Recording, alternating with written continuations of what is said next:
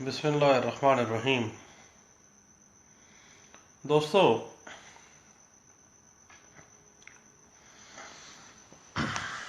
बात करना चाह रहा था 7-11 के ऊपर।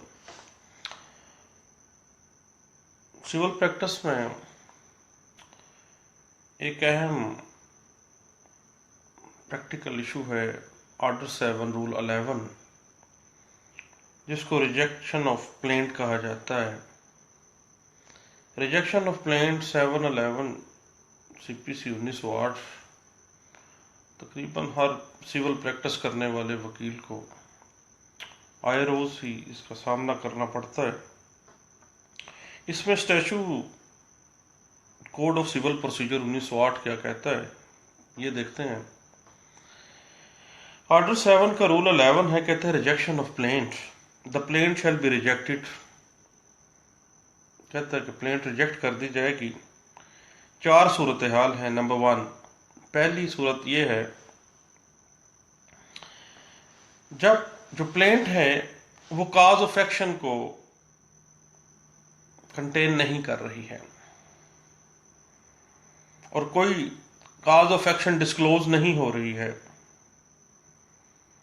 तो 7-11 के जरिए प्लेंट रिजेक्ट की जा सकती है। नंबर 2 ये है कि जो रिलीफ क्लेम किया जा रहा है वो अंडर वैल्यूड है। कोर्ट ने उसको करेक्शन के लिए कहा है प्लेंटिफ को, लेकिन वो उसको करेक्ट नहीं कर रहा है रिलीफ अंडर वैल्यूड होने की वजह से, और वो उसको बारहा कहा गया कि वो अपने इस करेक्शन कर ले इस वेरिएशन को, लेकिन वो नहीं किया, तो एक ख़ास मुद्दत के बाद उसको प्लेंट को रिजेक्ट किया जा सकता है। तीसरी चीज़ ये है कि प्रॉपरली कोर्ट फीस स्टैम्प नहीं की गई, तो 7-11 में प्लेंट रिजेक्ट की जा सकती है। चौथी ये है where the suit appears from the statement in the plaint to be barred by any law, यानी कानूनी कोई बार मौजूद है। ये दावा तो रेवेन्यू कोर्ट का बनता था, लेकिन वो सिविल कोर्ट में गया है। बनता दावा टैक्स कोर्ट का था, वो सिविल कोर्ट में गया है। तो इस तरह से ये 4 सूरत हाल कानून कहता है कि जब सामने आएंगी तो 7-11 के जरिए प्लेंट जो है वो रिजेक्ट कर दी जाएगी। तो इस हवाले से 2016 YLR पेश है 2448। ये अथॉरिटी काफ़ी ज़्यादा 7-11 के जो प्रिंसिपल्स हैं उनको डिस्कस कर रही है, और मुख्तलिफ क्लास वाइज मुख्तलिफ जो प्रिंसिपल्स हैं उनको इस्टेब्लिश कर रही है। उसमें अहम चीज़ ये है कि ऑर्डर 7 रूल 11 दावा जब खारिज करते वक्त ये अथॉरिटी कहती है कि जो ज़िमनात हैं अर्जी दावे के, उनको कंसिडर किया जाना चाहिए। 4 वही प्रिंसिपल, काज ऑफ एक्शन को देख लेना है, दूसरा वैल्यूएशन को देख लेना है, तीसरा कोर्ट फीस का कोई मामला है तो उसको देखना है, चौथा बार्ड बाय लॉ तो नहीं है। जो कंटेंट्स हैं प्लेंट के वो वाज़ेह कर देंगे कि 7-11 बनती है या नहीं, और ये चीज़ मद्देनज़र रखना बहुत ज़्यादा ज़रूरी है। YLR के हवाले से इमरान साहब पूछ रहे हैं, वो है 2016 YLR पेश है 2448, और इसी के ऊपर कुछ एक और अथॉरिटीज़ हैं वो भी नोट फरमा लें इमरान साहब। 2007 MLD है, पेज है 884। उसके अलावा NLR 2004 है, सिविल डाइजेस्ट, पेज है 228, और 2004 MLD पेज है 337।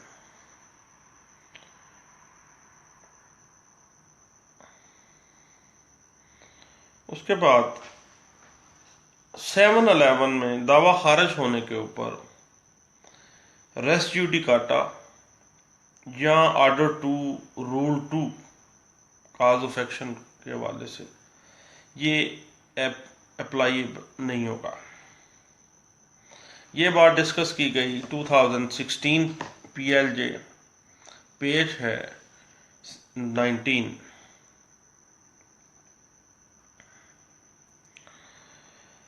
उसके बाद गौरतलब बात यह है कि अगर एक प्लेट में एक अदद प्रेयर, मुख्तलिफ प्रेयर्स हैं, 2-3 प्रेयर्स हैं, अगर एक भी प्रेयर जो है, एक भी जो रेमेडी की जो प्रे की गई है वो काबिल रवां है और बाकी जो 2-3 हैं वो काबिल रवां नहीं है, तो एक भी जो इस्तदा है अगर काबिल रवां है तो 711 के तहत दावा खारिज नहीं किया जा सकता।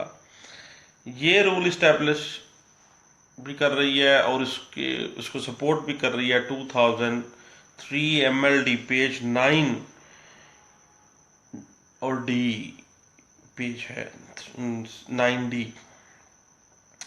और उसके अलावा 2016 PLD है पेज 26 है।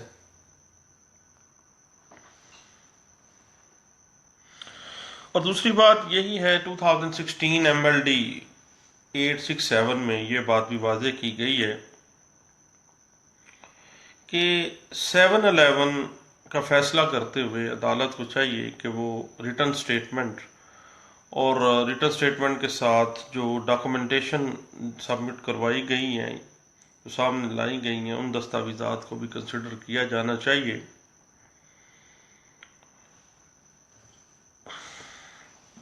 और एक अहम इशू ये है कि महज एक्सपर्ट रिपोर्ट की वजह से 711 जो है वो अप्लाई नहीं होगी।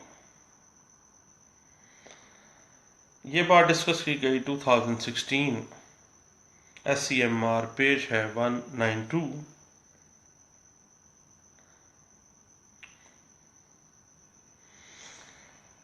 बात यह है कि सूट बार्ड बाय लॉ कानून जिसको बार कर रहा है उसके अंदर बार बाय लिमिटेशन भी शामिल है, यानी ये लिमिट अगर दावा इस्तक़रार हक है तो वो लिमिटेशन 6 ईयर की थी तो ये 8 ईयर्स के बाद आ गए हैं, तो suit barred by law includes barred by limitation. ये बात डिस्कस की गई 2016 MLD पेज है 1413। और उसमें यह है कि rejection of plaint neither mean dismissal of plaint nor amounts to deciding issue on merit। दावा ज़ायदुल मियाद अगर हो गया है, टाइम बार हो गया है, देन 711 के तहत उसको रिजेक्ट किया जाएगा। वही चौथी शिक्का आ गई, बार्ड बाय लॉ उसके अंदर ही इंक्लूड है ये लिमिटेशन भी। ये डिस्कस किया गया है 2016 SCMR पेज है 910।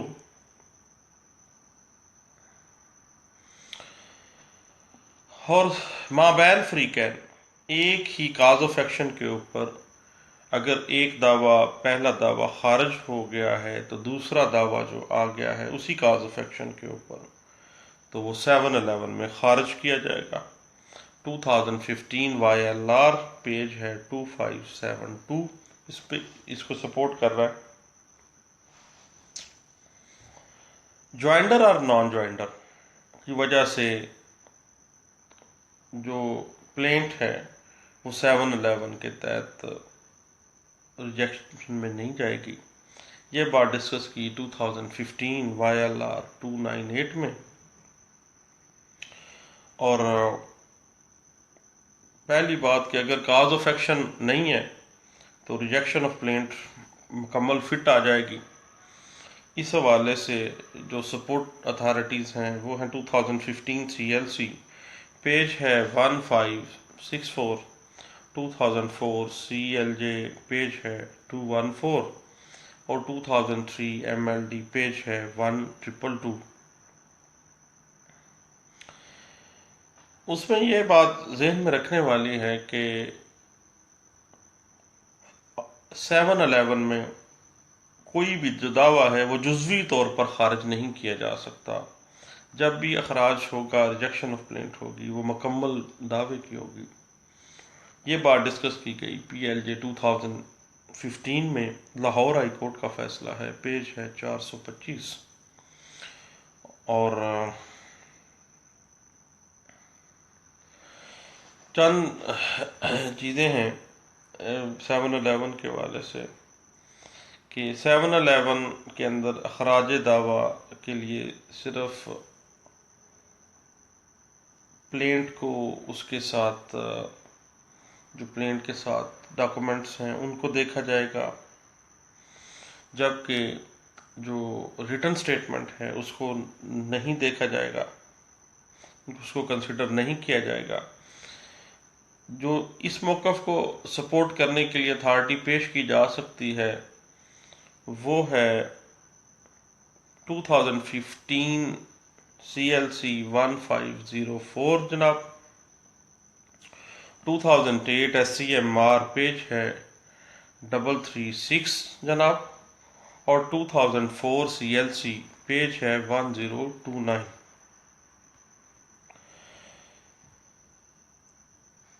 और अगर 711 खारिज हो गई है, 711 की एप्लीकेशन दी है और वो खारिज हो गई है, तो उस ऑर्डर के खिलाफ निगरानी होगी।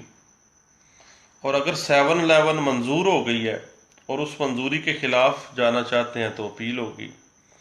ये रूल जो सपोर्ट करने के लिए अथॉरिटी दी जाती है वो है 2014 YLR पेज है 2130। और 2011 CLJ 329 पेज है। इस अनोखी सी अथॉरिटी है, इसमें यह वाज़ेह किया गया कि अगर पार्टीज़ के दरमियान इशू फ्रेम हो गए हैं, इश्यूज सामने आ गए हैं, उनके जो इश्यूज ऑफ कंटेंशन हैं वो सामने आ गए हैं, तो उसके बाद 711 के तहत दावे को खारिज ना किया जाए।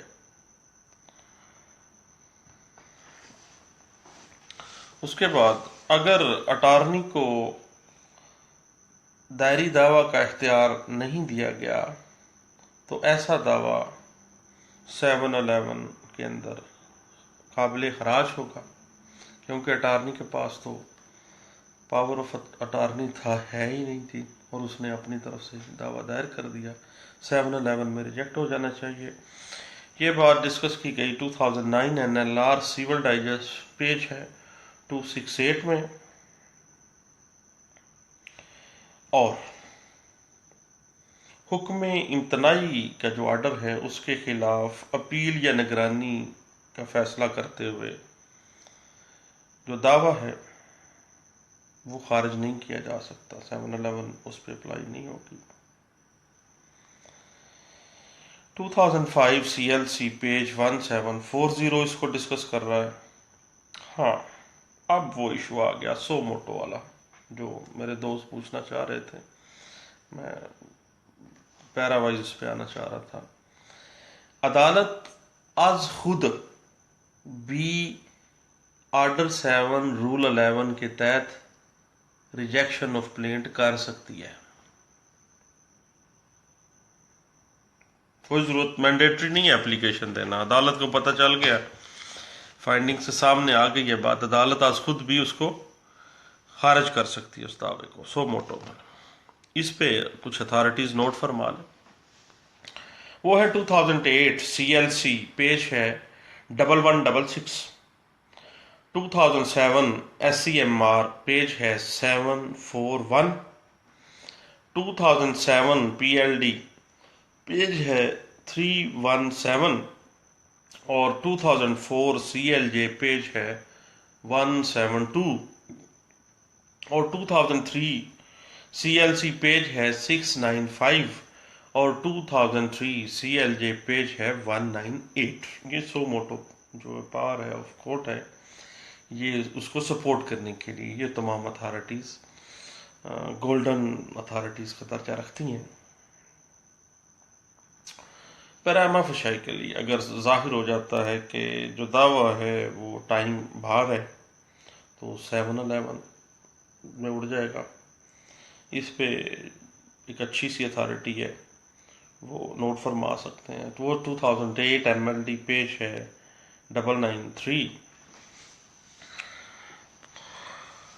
और अगर दावा तो दायर किया गया है, लेकिन दावे के अंदर काज ऑफ एक्शन लिखी नहीं गई, दर्ज ही नहीं की गई, तो इस बिना के ऊपर यानी कंटेंट्स जाहिर ही नहीं कर रहे काज ऑफ एक्शन को, तो अगर जाहिर हो गई है बाद में डॉक्यूमेंट्स से, बाद में जो मुंसलिक दस्तावेजात हैं उनसे जाहिर हो रहा है कि गलती के साथ प्लेंट में ये काज ऑफ एक्शन दर्ज नहीं की गई, लेकिन काज ऑफ एक्शन अराइज हो रही है इस दावे में, तो फिर 7-11 में उसको रिजेक्ट नहीं करना चाहिए, बल्कि वो मेंटेनेबल दावा होगा। इस बात को डिस्कस किया गया 2008 NLR सिविल डाइजेस्ट है, पेज है 288 में। फिर मामला ये होगा कि where the matter requires factual investigation, factual investigation require है, plaint should not be rejected, क्योंकि अभी फैक्चुअल इन्वेस्टिगेशन सामने आ जाएगी, जवाब दावा आएगा, इशू फ्रेम होंगे, शहादतों में सारी चीज़ें बाहर निकल के आ जाएंगी, तो 7-11 में प्लेन जो है रिजेक्ट नहीं होनी चाहिए। इस हवाले से ये एक टेक्निकल सा इशू है, इसमें हम जो चीज़ जो अथॉरिटीज़ पेश कर सकते हैं अपने इस मामले की सपोर्ट के लिए, वो है 2007 PLD कराची हाई कोर्ट है, और पेश है 347। 2007 MLD पेश है 1622, और 2006 PLD supreme court of Pakistan का फैसला है, पेज है 202, और 2006 YLR है, पेज है 2236, और 2003 CLC 335। ठीक है। उसके बाद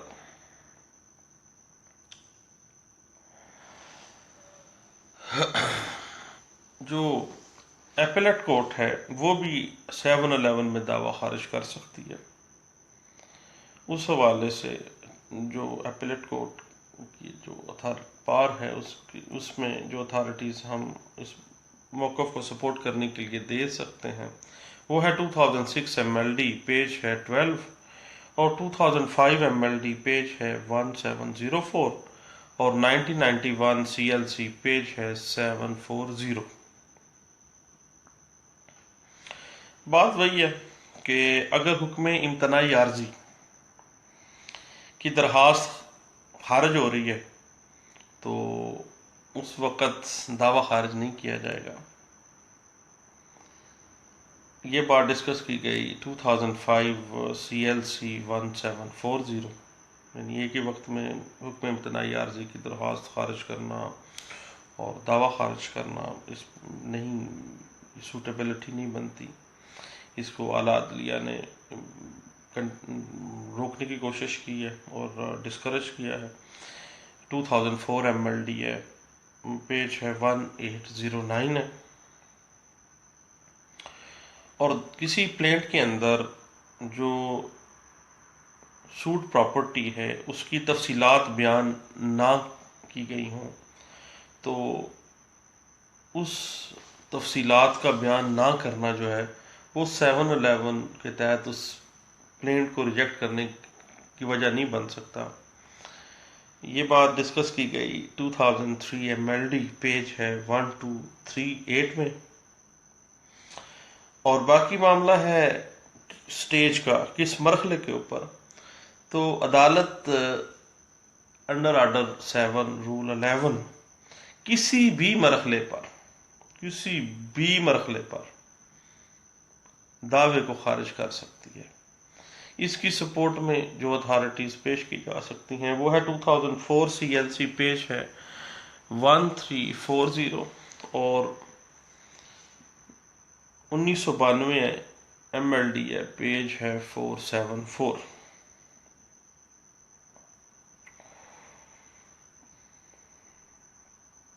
और अगर अदालत के पास इख्तियार समाअत ही नहीं है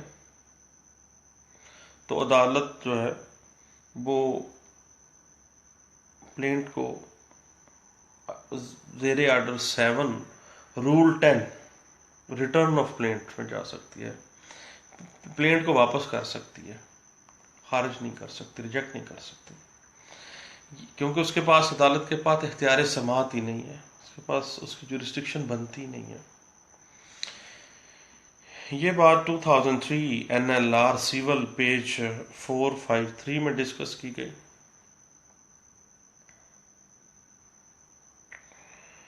और 711 के तहत अगर दावा खारिज हो गया तो उसके खिलाफ अपील लाई करेगी और उस अपील में हम जो अपनी फेवर में अथॉरिटीज़ पेश कर सकते हैं वो हैं 2003 CLC पेज है 335 और 2003 PLD कराची हाई कोर्ट का फैसला है, इसमें इस मामले को डिस्कस किया गया है। पेज नोट फरमा लें 4203 है। इस अथॉरिटी में ये वाज़ेह किया गया है कि अगर आर्डर 7 रूल 11 के तहत सूट जो प्लेंट है वो रिजेक्ट हो गया है, रिजेक्शन ऑफ प्लेंट के खिलाफ जो है ना अपील किन किन बुनियादों पे की जा सकती है और कौन कौन से स्टैंड्स जो है वो लिए जा सकते हैं। उसके बाद काज ऑफ एक्शन जो पहला इसका एलिमेंट है, काज ऑफ एक्शन के तयन के लिए प्लेंट को देखा जाएगा, रिटर्न स्टेटमेंट को नहीं देखा जाएगा, दावे को देखा जाएगा, जवाब दावा को नहीं देखा जाएगा। इस चीज के ऊपर जो अथॉरिटी हम अपनी फेवर में पेश कर सकते हैं वो है 2003 YLR पेज है 1572 और 2003 MLD पेज है 299। अब एक छोटा सा टेक्निकल बात है, इसके बाद मैं बात को गपशप को ख़त्म कर दूंगा। वो ये है कि अगर दरखास्त हुक्म इम्तनाई या कोई और दरखास्त ज़ेरे इल्तवा हो तो पहले 711 की एप्लीकेशन जो है उसका फैसला होगा, बाद में हुक्म इम्तनाई की दरखास्त और बाद में कोई और दरखास्त जो ज़ेरे इल्तवा है उसका फैसला होगा। पहले ये देखा जाएगा कि भाई ये प्लेंट रिजेक्शन में जा सकती है या नहीं जा सकती, सबसे पहले इसको डिसाइड किया जाएगा। इसकी फेवर में, इस स्टैंस की फेवर में जो हम दे सकते हैं अथॉरिटीज़ वो हैं 2002 SCMR है, पेज है 337 और 2000 CLC है, पेज है 1675 है।